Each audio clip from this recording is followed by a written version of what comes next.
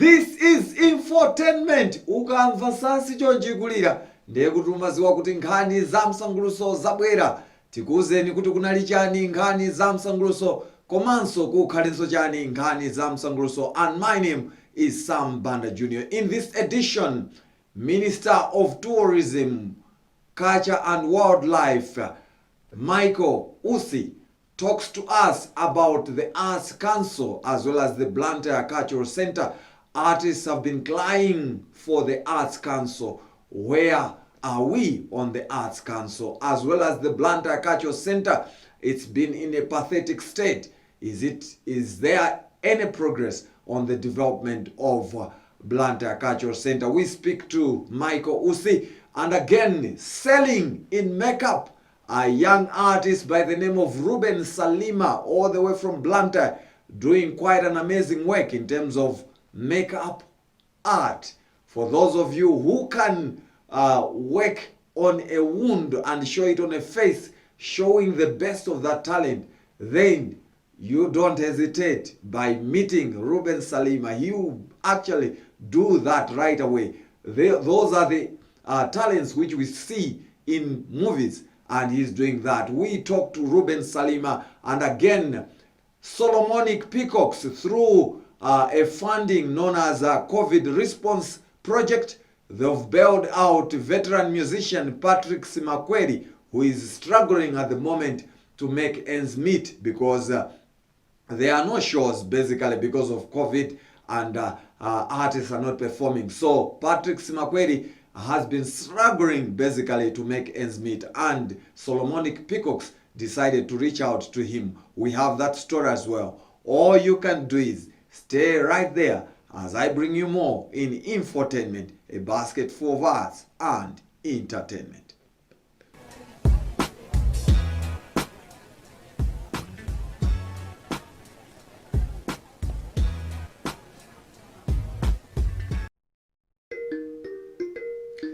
Now, we begin our program with a story where the creative sector has basically lobbied for the Arts Council. The Arts Council, we want the Arts Council because it's something which, when it comes on the ground, basically arts associations will benefit in terms of subvention, among others. A lot of things will basically sanitize in terms of the work in the arts sector if the Arts Council comes into effect. But this story about the Arts Council, artists have been talking about it for a long time. Since the approval of the cultural policy, nothing has happened. Basically, one government comes, talks about, leaves it out. The other government comes and it leaves it out, and nothing concrete has come out in terms of where the Arts Council is. Consultations have been made, and artists have basically been knocking on the doors of different governments saying, where is the Arts Council? But we caught up with Minister of Tourism, Culture and Wildlife, who basically, when he was coming into, he was assuming office, he assured artists that he was going to fight tooth and nail to make sure that artists get the best as well as respect in terms of their work. So we talked to the Minister of Tourism, Wildlife and Culture, that's Michael Usi, to tell us more about the Arts Council as well as the Blantyre Cultural Center. We hear from Michael Usi. You see, if I say there's progress, I will not be telling the truth. But there will be progress. I now know exactly where the documents are. What remains is for the ministry to review those documents, and where there are gaps, we need to fill those gaps. From there, the document has to be presented to the cabinet committee, and then after the cabinet has worked on it, approved, it will go to parliament, and that will be the establishment of the National Arts Council. It has delayed miserably because of the human attitude towards government business. There was no reason, and there's no reason whatsoever for it to be in the state the way it is, or be at whatever stage it is. So yes, we are going to move expeditiously to make sure that the Arts Council is established. It is embarrassing, if I can be frank with you. It is embarrassing that after visiting the Blantyre Cultural Center for several times, and then soliciting funds for the same, nothing to date has actually happened.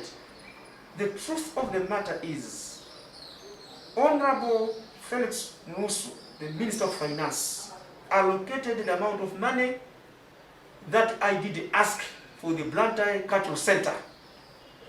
But what is happening is that the people that are supposed to implement, to have the money transferred to the institution, to the facility, are always telling us stories. I met the Minister of Finance again. He asked me, "You're not telling me about the money. Where are we?" I said, "We have not received the money yet." He was deeply surprised.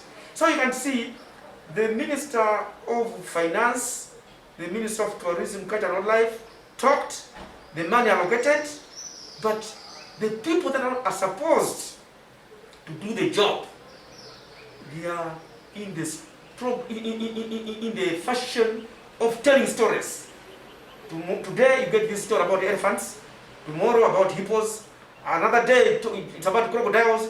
So you don't know where these stories are coming from. But I cannot blame the minister himself. He has done his job. What remains now is for us to focus on the people that are supposed to do this job. In fact, I can say this without any fear of contradiction whatsoever, that it is the human attitude towards government business that is delaying the progress. But we will push. We want to bring back the glory, as it were. Every weekend, we must have an activity. Arts, the academics, name it. The gospel singers, let people use that facility. And not only Blantyre Cultural Center, but even the amphitheater at Umoz Park. It should be functional. When COVID has left us, we need people to patronize these areas and enjoy life. Life is too short. We need to enjoy the resources, the life that the Lord gave us. But the one group of people that is undermining this is government, civil servant attitude towards government business. Yeah, that's Minister of Tourism, Culture and Wildlife, Michael Usi, talking to us about the Arts Council as well as the Blantyre Cultural Center, which is still in a pathetic state. So basically he was outlining more about the Arts Council, the progress, and that's what he's talked about, as well as the Blantyre Cultural Center where we are. We do hope all these things are going to come into fruition in terms of basically giving artists what they need out there. Remember, you're watching Infotainment, a basket full of arts and entertainment, and my name is Sam Banda Jr. Moving on, woyimba mkhalakale amene dzina lake ndi Patrick Simakweli wakhala kuimba kwa zaka zambiri, ndipo iyeyo kodyera kwake ndi gitala, amagwiritsa ntchito gitala kuti apange ndalama zoti zithandizire pa khomo. Koma chifukwa chokuti kunjaku kuli muliri wa COVID-19, zinthu zakhala zikuvuta kwambiri kumbali ya mayimbidwe, sangachite mashow. Patrick Simakweli iwowo mukudya kwawo ndalama zimene amapeza amayimba malo ena monga ngati kwa Halaba, ku Rayos ndi kwina kotero, koma pakali pano sakuyimba. Soka ndiro kunapezekanso kuti mvula imene yabwerayi iyayi inagwetsa nyumba yawo, nkupezeka kuti iyayi zinthu zosakhala bwino, nde akhala umoyo wawo usakukhala bwino, komanso iyayi kuvutika kumbali ya chakudya ndi COVID. Gulu la Solomonic Peacocks mu mzinda wa Blantyre ndi thandizo lochokera ku Sego Foundation komanso ndi mapartners wawo ku United States of America, iwo ali pakalikiliki wothandiza aluso anzawo. Sabata yatha adapereka zinthu monga ngati mchere, sugar, ufa ndi zina zotero kwa aluso wena nkuwapasa ndithu zinthu zimenezo zoti ziwathandizire mu nyengo imeneyi. Komanso ndi kuvutika kwa Patrick Simakweli, iwo anaona kuti ife tiyathandizenso Patrick Simakweli, koma asanawathandiza Patrick Simakweli anakathandizanso aluso wena monga ngati achina Tame Muwawa amene ndithu ndi comedian komanso ndi wena otero. Nde ife tinali konko ngati Infotainment, ndipo tinayankhula naye mkulu wa Solomonic Peacocks amene wanda MacArthur Matukuta kuti atiuze kuti kodi program imeneyi ndi iti, komanso tinayankhula ndi Patrick Simakweli atalandira chithandizo chimenechi, komanso tinayankhula ndi Tame Muwawa amene ndithu ndi waluso odziwika bwino kuti atiuze kuti kodi chisangalalo chawo chinali chotani ku nkhani yolandira chithandizo chimenechi kuchokera ku Solomonic. Timve kuchokera kwa anthu atatu amenewa.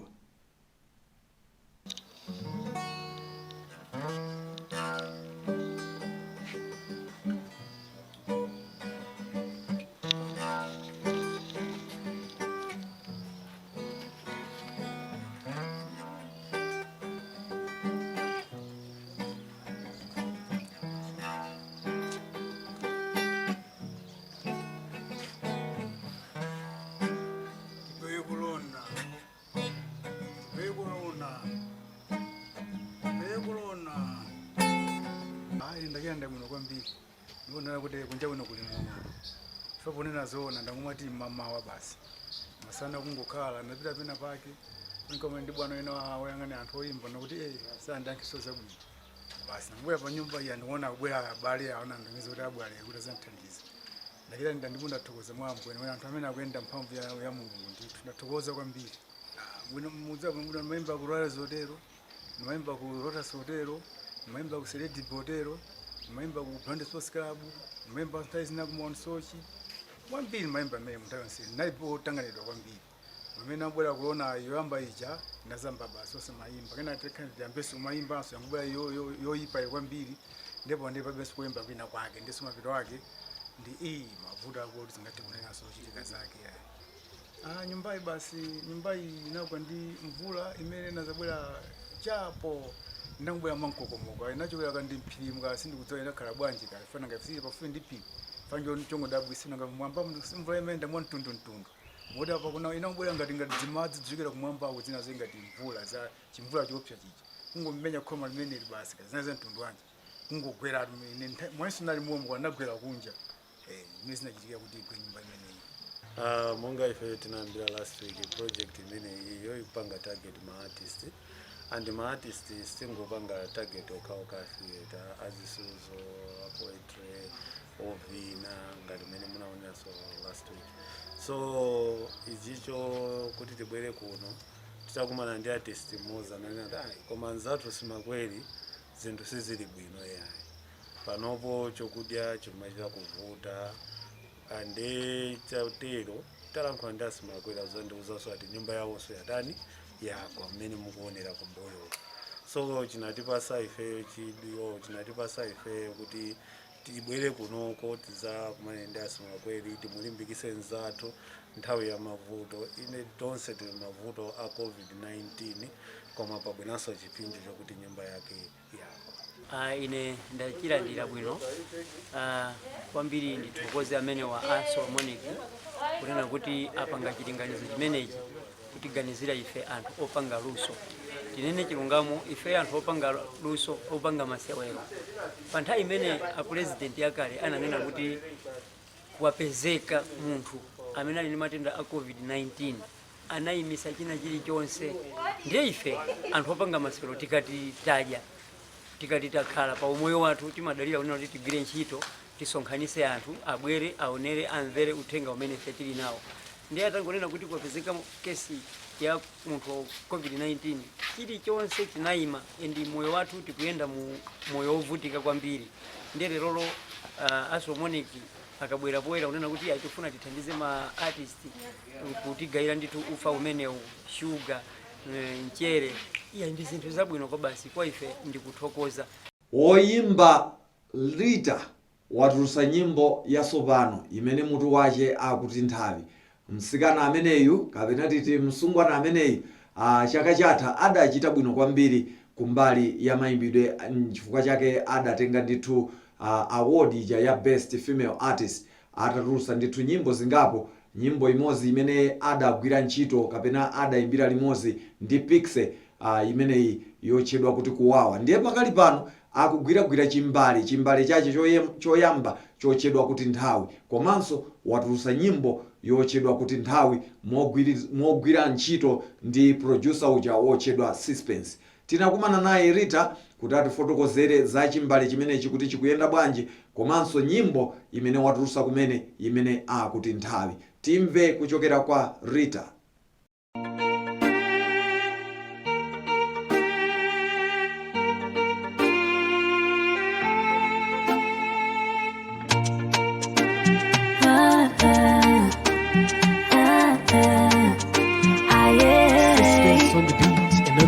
Ndalito wako utatika, chisomo chake chitatika,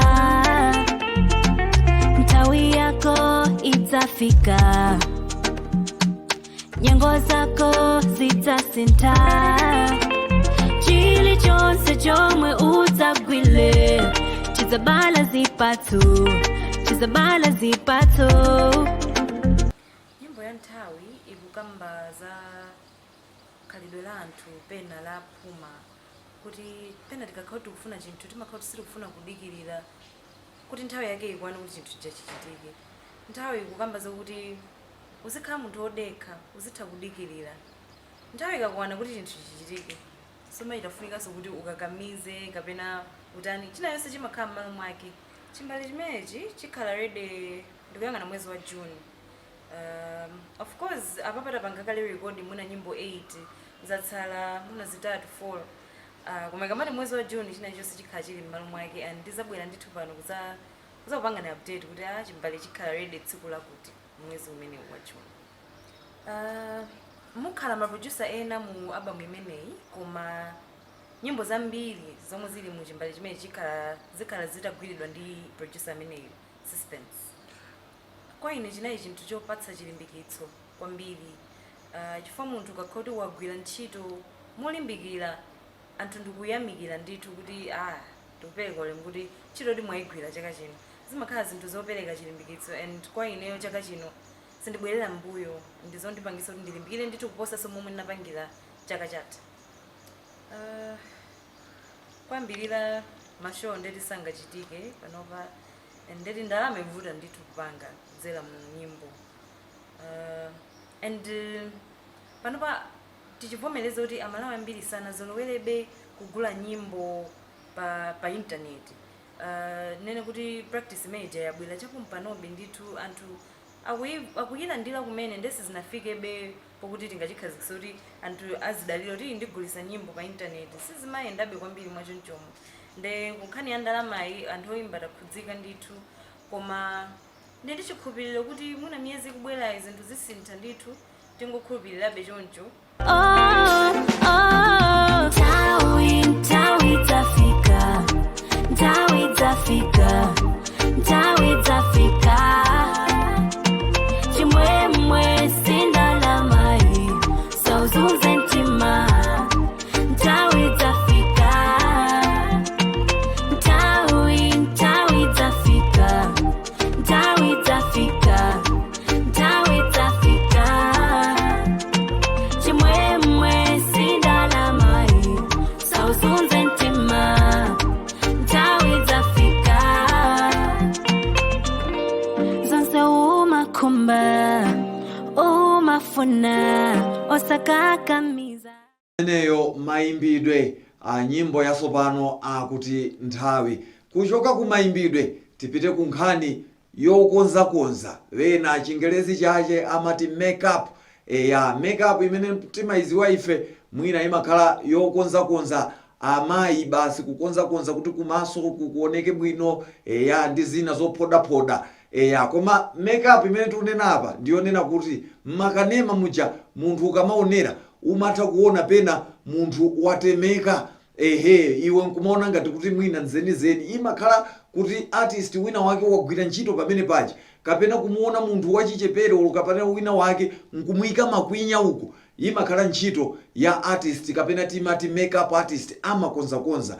Kuli mnyamata ku Blantyre, mnyamata wachichepere amene ndithu luso lache akulionesa, amatha kuyika ndithu zilonda pakhungupa chifukwa iyeyi adachita ndithu kaluso kameneko ka makeup artist. Zina lache ndi Ruben Salima. Tinakumana naye Ruben Salima kuti atiuze kuti kodi zimenezi adaphunzira kuti, adayika pa samba lache la mchezo nkuyika zimenezo makati ena ake kumaona kuti kodi mwanayo auchita zotani. Ndi Ruben atiuze kuti kodi iyeyu adaphunzira kuti. Timve kuchokera kwa Ruben Salima.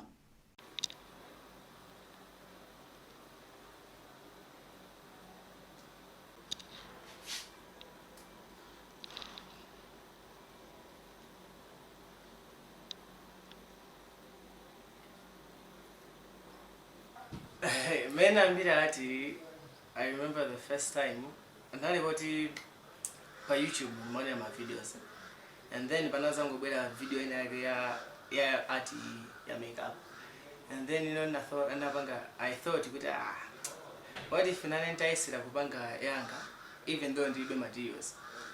I remember choambia kupanga nagwisa ntchito ma tissue papers, nagwisa ntchito ma tissue papers, nagwisa ntchito uchi ndi red paint. Uchi ndi red paint naphatikiza pamodzi kuti ikhale ngati blood, ikhale ngati thick. And then tissue paper nagwisa ntchito kuti ikhale ngati kuti yopangira mod skin yanga, kuti ngati kuti menda pangira makwinya chani kuti yabwinika. Nagwisa ntchito materials amenewo. So mostly I can say kuti art iyi nango yamba ndekha basi. Sikuti sopanali munthu ina kuti amwene ati ndikufuseni ati asopano ati mzipanga mauti ncha nango yamba ndekha, and then napeza kuti naipanga post pa Facebook page yanga. Ntapanga post Marita Silva amene ali founder wa Chakanda anandiyamikira ati yanga icha, and then she introduced me kwa uchi Tracy Anderson. Tracy Anderson ndi mmodzi wa ma makeup artist. Ena ngati mona onera movie ya The Walking Dead, anapanga nawo so scene ya The Walking Dead, and anapanga nawo like makeup ya movie ya The Walking Dead. Tama vampires. No, sana zo kusha. Yeah, and then Tracy Anderson anandibanga introduce kwa Corey Bryant, amene Alison zake amene apanga so makeup. Time ena ndi ku Colorado. Makapanga za social entrepreneurship. Corey Bryant ndi Tracy Anderson ataona zinthu zanga zicha ananditumizira no materials kuti ndizipanga nopandeka, ndi amene ogwisa ntchito ngati materials amene magwisa ntchito apo kupanga wundu iyi. And then challenge imene nalipo inali kuti nali ne materials alright, komano sinimaziwa kugwisira ntchito wake. Ndezi zinanditengerabe nthawi kuti nanenso ndiyambe kuzigwisa ntchito, kuti ndiyambe kuti okay, ichi ndi chakuti chimagwira ntchito yakuti, ichi ndi chakuti chimagwira. Pali zina zoti mangozipanga ndekha basi kuti kaya chimene chitaoneke choni chomwecho. Ndi pali zina ano zoti mangofunikabe kuti basi ufunse kuti kodi ntchito yake ndi yotani. Ndimene napangirano naziwirano ati kukamva za ma dreams alipo. Kwambiri nzoti chomwe ndakhala ndikuchifundisisa pa moyo wanga ndikuti kuzagwira ntchito mu movie industry. Mu movie industry momwe ndakhala ndikufundisisa kwambiri. Komanso maybe creating my own thing. For I noticed kuti ma guys ambiri timakhala ndi mentality yoti ngodikira kuti wina wake ayambise chinthu kapena atipangire. Then I thought kuti what if ine ntabwera ndi ujeni yanga ndaphunzitsa anthu ena, kapena kubwera ndi movie industry ina yake, kapena kuti kumangothandizira movie industry ina yake, koma ndabwera ndi technique so yanga special.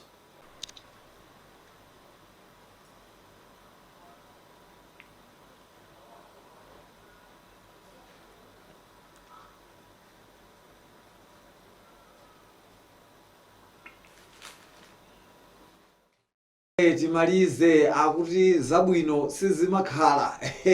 Timalize kusogoloko kukubwera Valentines, siku la chikondi. Siku la chikondi pa 14 February yayena mukhale mukusangalala.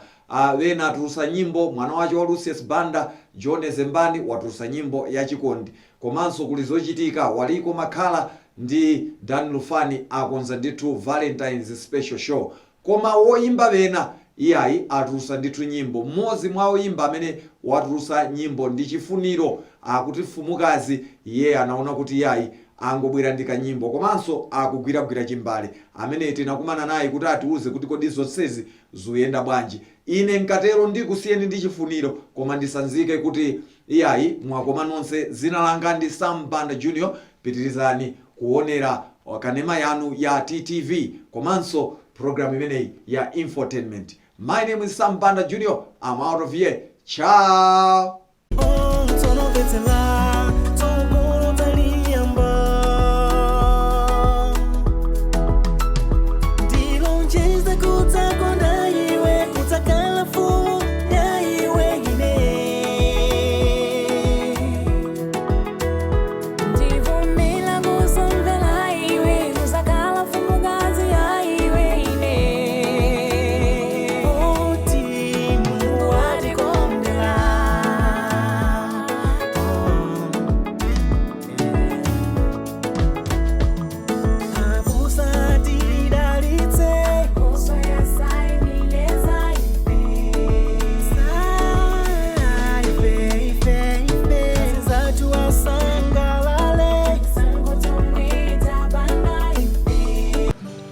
Chambe ndiyo yamba imene kuti achimbale titabwera last year timadzaka mba kuti ulendo wayambika wandaponda mwalawo si ulendo woti taonekera then tisowepo yayi koma nayo kuti kudzati panga introduce ku Malawi kuti kunja kuno kuliso Chifuniro oyimba amene wayamba moyo wandaponda amene ulendo wandaponda mwala umene udzathera ku album imene ati maloto wanga.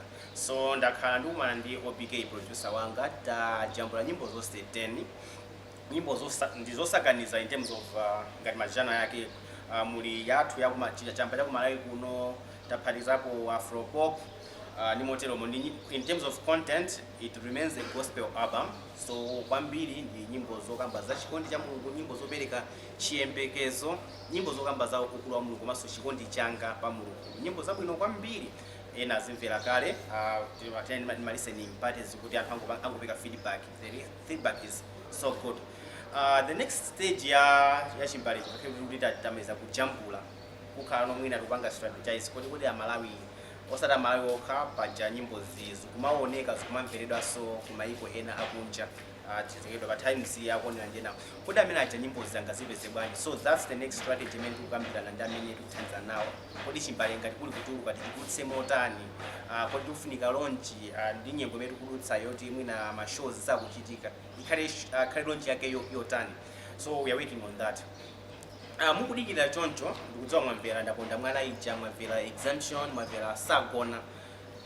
Wiki ino imene anthu akusangira za chikondi paliso nyimbo imene ndatulutsa both video ndi audio imene kuti mfumukazi. Ni nyimbo imene kusangalira za chikondi chimene chimakhala pakati pa okondana. Chifukwa ndine mwina gospel artist so ndinikavisedekena ka chikondi. Kwa ine chikondi ndi chimene chimachokera kwa Mulungu. Sungathe kukonda ngati sudamvetsetsa usudalandire chikondi cha Mulungu. So umakonda bwino ngati chikondi cha Mulungu ndi chimvetsetsa. So ndi nyimbo imene ikusangalira chikondi kuti amene kukukondawe ndikukonda ife kuti Mulungu atikondera. So ndi mamuna ndi mkazi amene apezana amene akuyambira lero ndikulonjeza kuti moyo wanga wonse ndidzakukonda iweyo ngati mfumukazi yanga. Ndikamba zifukwa cha lamulo limene Yesu anapereka kuti amuna inu mverani akondana akazi anu mene Kristu adakondera mpingo komanso akazi inu mverani amuna anu amverani amuna anu. So nyimbo ni ndimati mfumukazi.